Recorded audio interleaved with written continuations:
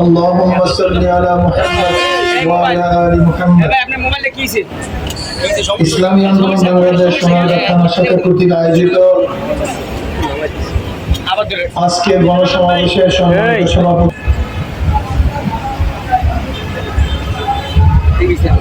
আমরা চতুর্থবার স্বাধীনতা পেয়েছি। 2024 5ই আগস্ট চতুর্থবার আমরা স্বাধীন হয়েছি। আপনারা অনেকে ভাবতে পারেন হুজুর চতুর্থবার স্বাধীনতার মানে আসলে মূল ফ্যাক্ট এখানে এই ইতিহাস আমাদেরকে জানতে হবে। অনেক বাংলাদেশের জনগণ ইতিহাস সম্পর্কে আমাদের জানা না থাকার কারণে আমাদের মাথার মধ্যে আমাদের স্মৃতিপটে অনেক ভুল সিদ্ধান্ত সৃষ্টি হয়েছে। এই দেশ একসময় ছিল মুসলমানদের দেশ। এই যে সোনারগাঁ একসময় মুসলমানদের রাজধানী ছিল, এখানে মুসলমানরা শাসক ছিল। এই পাহাড় উপদেশে দীর্ঘ 750-800 বছর পর্যন্ত মুসলমানদের শাসন ছিল। শুধু আপনাদের সোনারগাঁ না, এই গোটা পাহাড় উপদেশ এই বিস্তীর্ণ এলাকায় মুসলমানরা শাসন করেছে, মানুষ শান্তি পেয়েছে। কিছু মুনাফিক তাদের মুনাফিকের কারণে ব্রিটিশ 200 বছর শোষণ করেছিল, শাসন নয় শোষণ করেছিল, অত্যাচার করেছিল, জুলুম করেছিল। এবং সেই জুলুমের পাঠ ছিল অধিকাংশ মুসলমান। দিল্লির মধ্যে 1000 মাদ্রাসাকে ধ্বংস করা হয়েছিল। এই বাংলার মধ্যে 80,000 মাদ্রাসাকে ধ্বংস করা হয়েছিল। ব্রিটিশ ক্ষমতা গ্রহণ করার পরে চাকরি চক থেকে শুরু করে খাবার পর্যন্ত এমন কোন গাছ ছিল না যে গাছের মধ্যে একজন আলেমকে ফাঁসি ঝুলানো হয়নি। এরপরে আবার মুসলমানরাই প্রথম আন্দোলন শুরু করেছে। 1857 ঈসাই সালে আজাদি আন্দোলন, সিপাহী বিপ্লবের সূচনা ছিল মুসলমান। নেতৃত্বে ছিল হাজী ইমদাদুল্লাহ মুহাজির মক্কি রহমতুল্লাহ আলাইহি, কাসেম নাজির রহমতুল্লাহ আলাইহি, রশিদ আহমদ গঙ্গুই রহমতুল্লাহ আলাইহি। এদের নেতৃত্বে ব্রিটিশের বিরুদ্ধে আন্দোলনের সূচনা হয়েছিল। অবশ্য পরবর্তীতে সবাই সংযুক্ত হয়েছে, কিন্তু সূচনা ছিল মুসলমান। আপনি দেখবেন ব্রিটিশ সরব আন্দোলনের সূচনায় মুসলমানের বাইরে কেউ ছিল না। যারা ইতিহাস সম্পর্কে জানেন, 1803 ঈসাই সালে দিল্লির জাফর থেকে যখন ব্রিটিশ দিল্লি দখল করে, ওই সময়তেই 1803 ঈসাই সালে শাহ ওলিউল্লাহ মুহাদ্দিস দেওবন্দি রহমতুল্লাহ আলাইহির বড় সন্তান শাহ আব্দুল আজিজ রহমতুল্লাহ ঘোষণা দিয়েছিলেন, পাক ভারত উপমহাদেশ দারুল ইসলাম না দারুল হরব। এই ব্রিটিশদের বিরুদ্ধে আন্দোলন করা প্রত্যেক মুসলমানদের জন্য ফরজে আইন। এটা 1803 ঈসাই সাল। সেখান থেকে ব্রিটিশ হটাও আন্দোলনের বীজ বপন হয়েছিল, সূচনা হয়েছিল। 1947 সনে 46 সনে আমরা স্বাধীনতা পেয়েছিলাম। আমরা প্রথম স্বাধীন হলাম কাদের থেকে?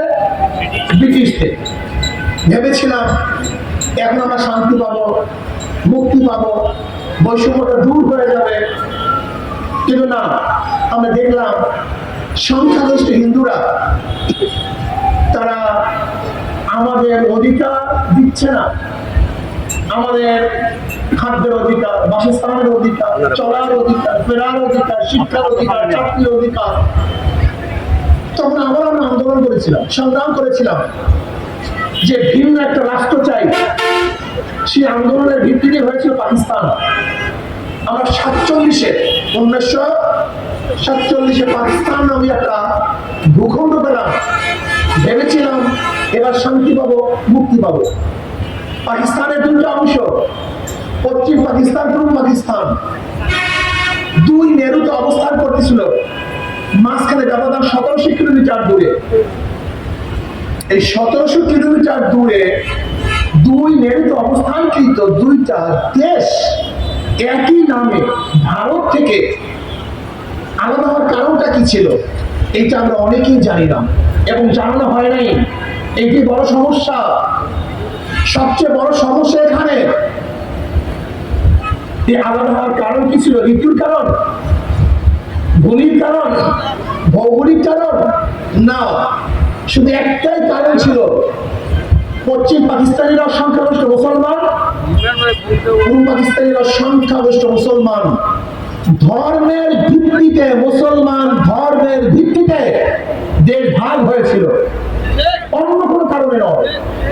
কাজে দেশ মুসলমানদের দেশ, কিন্তু আমাদের ভুলানো হয়েছিল এ দেশ মুসলমানদের নয়।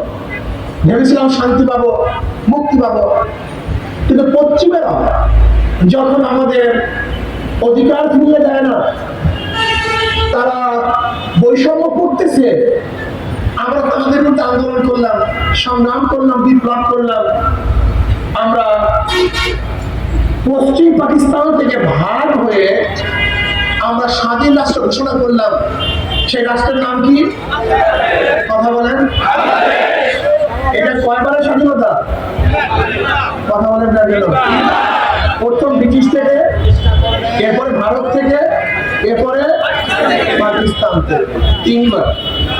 আর এই 2024-এর 5ই আগস্ট এর 4র্থ বার। এটা মনে রাখতে হবে, ইতিহাস জানতে হবে, ভুল করবেন না। এই বছর আন্দোলনের কারণটা কি ছিল, সূচনা কি ছিল, কারা সূচনা করেছে? আপনাকে বুঝতে হবে, জুন জুলাই দিয়ে কিন্তু আন্দোলন সূচনা হয় নাই।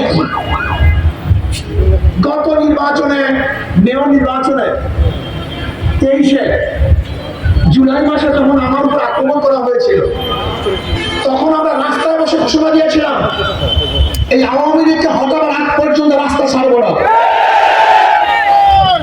এবং বলেছিলাম আল্লাহ যেন এই আওয়ামী লীগ সরকারের পতন দুই চোখে দেখান। এদেশের মানুষ আন্দোলন সূচনা করেছিল। 2024 5ই আগস্ট তার প্রতিফলিত হয়েছে, আমরা সাকসেস হয়েছি। দেখেন, এই সাকসেস জনগণের কোনো কৃতিত্ব না, আমি বিশ্বাস করি কৃতিত্ব একমাত্র আল্লাহ।